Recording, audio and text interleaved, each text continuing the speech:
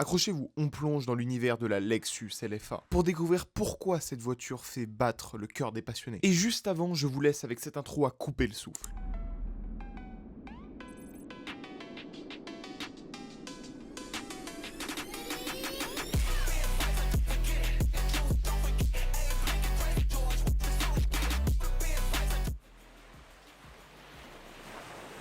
Yamaha 製のマフラーを持っている。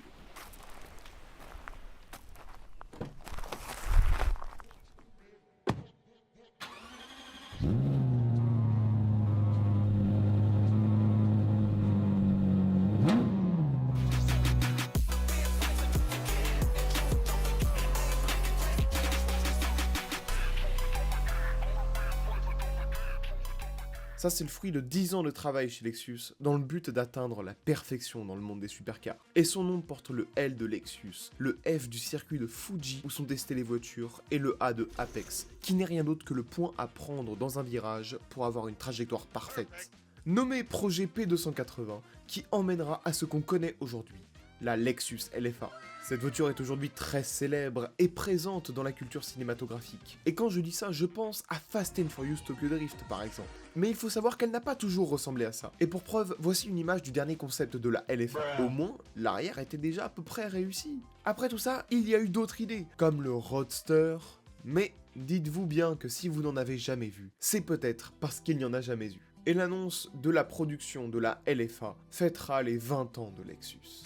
Et là, je suis comme vous. J'ai directement envie de parler du V10 qu'il y a sous le capot. Mais avant, je dois souligner le fait que Lexus est en gros la division luxe de chez Toyota.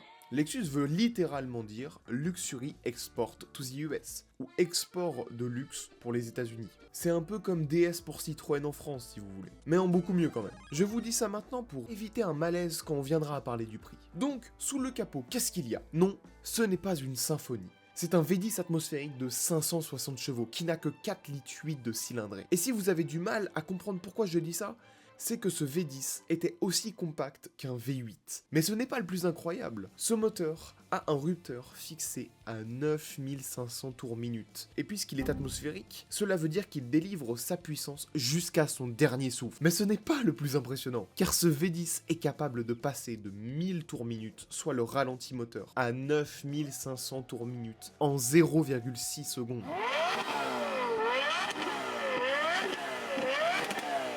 C'est si rapide qu'il était impossible d'installer sur la voiture un compteur analogique. Et les ingénieurs ont été contraints d'équiper la LFA d'un compteur numérique. Mais ce qui va vraiment vous surprendre, c'est que le moteur a été développé par un fabricant de pianos. Oui, j'ai bien dit un fabricant de pianos, Yamaha. Entre deux pianos et une moto du Dakar, il y a un V10 qui sort de leur usine. Et le son était si important pour eux que même les pubs étaient axés uniquement sur le son.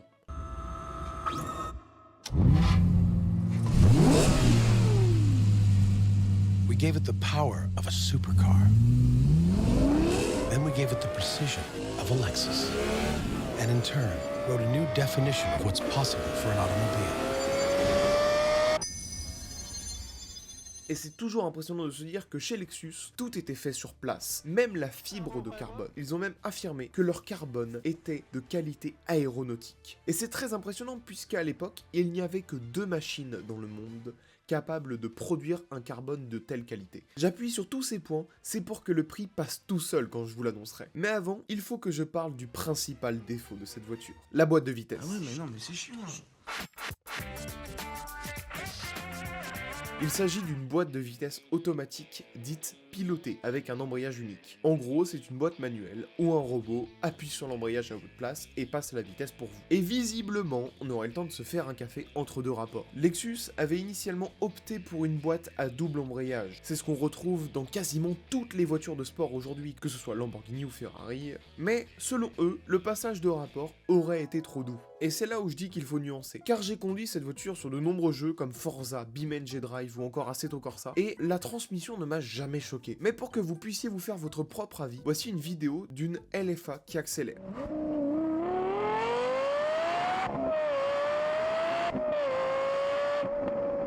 Moi je ne trouve pas ça particulièrement long, mais le ressenti au volant peut être complètement différent, et je suis curieux de connaître votre avis, n'hésitez pas à le laisser en commentaire. Et maintenant, le moment est venu de parler du sujet qui fâche. Le prix, 375 000 $. C'est donné, vous allez me dire. Eh bien, même si vous ne le pensiez pas, ça l'est, puisque la voiture était vendue à perte à l'époque. Et au cas où, non, les prix n'ont pas baissé. Aujourd'hui, si vous en voulez une en bon état, comptez 1 million de $. Et je ne vous parle même pas de la Nürburgring Edition. Cette édition est une LFA préparée pour le circuit du Nürburgring, la Nordschleife, et qui a donc permis à la voiture d'être à l'époque la deuxième, derrière la Pagani Zonda. Aujourd'hui, son chrono est proche de celui de la M4 CSL et de certaines GT3.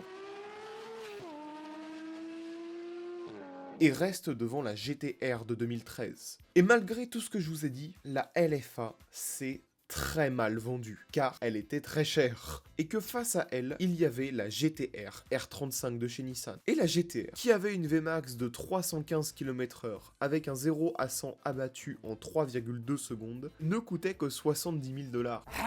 Alors que chez Lexus, certes, la Vmax était de 325 km/h, mais le 0 à 100 était abattu en 3,7 secondes, et il faut rajouter 300 000 $ au prix de la GTR. Donc, oui, la LFA c'est très mal vendu. Et aujourd'hui, il est très facile d'en déduire qu'un projet comme celui-ci ne reverra jamais le jour. Et donc, la seule chose qui nous reste, à tous ceux qui n'ont pas les moyens de se la payer, c'est ça.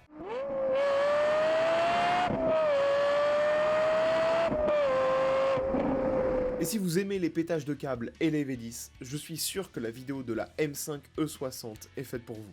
No, I don't take shit. I got no love for the fakeness. If you wanna play tough and wanna hate this, I'll always show